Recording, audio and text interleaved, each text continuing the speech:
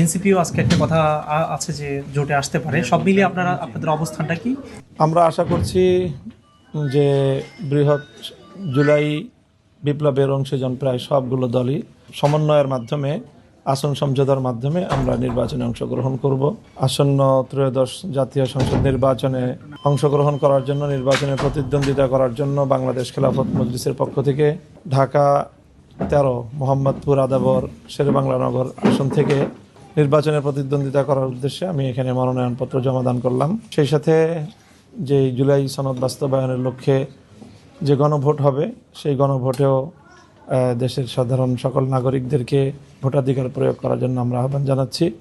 সেখানে সকলে যেন ব্যালটে সিল মেরে জুলাই সনদের আইনি ভিত্তি কার্যকর করার লক্ষ্যে দেশবাসী সকলেই যেন দেশ এবং প্রবাস থেকে যার যার ভোটাধিকার প্রয়োগ করে ইনশাআল্লাহ। একটা প্রশ্ন ছিল, সেটা হচ্ছে আপনারা শেষ পর্যন্ত কি তাহলে জামাতের সাথে জোটে থাকতে চান কিনা, আর হচ্ছে এনসিপিও আজকে একটা কথা আছে যে জোটে আসতে পারে। সব মিলিয়ে আপনাদের অবস্থানটা কি?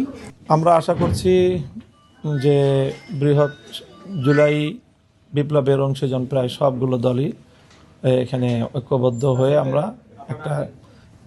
একটা সমন্বয়ের মাধ্যমে আসন সমঝোতার মাধ্যমে আমরা নির্বাচনে অংশগ্রহণ করব। সেখানে অন্যান্য দলের পাশাপাশি ইসলামী আন্দোলন বাংলাদেশ, বাংলাদেশ খেলাফত মজলিস, জামাতে ইসলামী, এনসিপি সহ অন্যান্য আরও দলও থাকবে। কত দল সব মিলে? এটা আমরা এখনই চূড়ান্ত করছি না। আজকে বিকালে প্রেস ব্রিফিং আছে, সেখানে আমরা মিটিংয়ের মাধ্যমে চূড়ান্ত করতে পারবো। একটা ছোট তথ্য, সেটা হচ্ছে আপনারা বলছিলেন আসন সমঝোতা নিশ্চয়ই যেহেতু জোট হবে, আপনারা কত আসন চেয়েছেন বা পাবেন বলে? এটা এখন আলোচনা চলছে। আমরা আশা করি যে অতি আপনাদের প্রত্যাশা কতটুকু, কত আসন?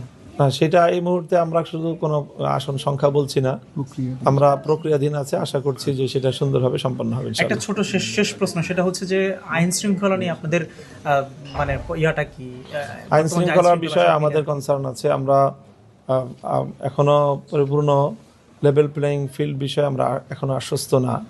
আমরা আশঙ্কা করছি যে নির্বাচনকে পেশি শক্তি অথবা কালো টাকা প্রভাবিত করতে পারে। সেই বিষয়গুলো আমরা ইতিপূর্বেও নির্বাচন কমিশনকে আমরা অবহিত করেছি এবং আমরা আশা করি যে এই বিষয়ে আমাদের কনসার্নগুলোকে আমলে নেওয়া হবে এবং নির্বাচনের লেভেল প্লেয়িং ফিল্ড তৈরি করার জন্য প্রশাসনে নিরপেক্ষতা বজায় রাখা হবে।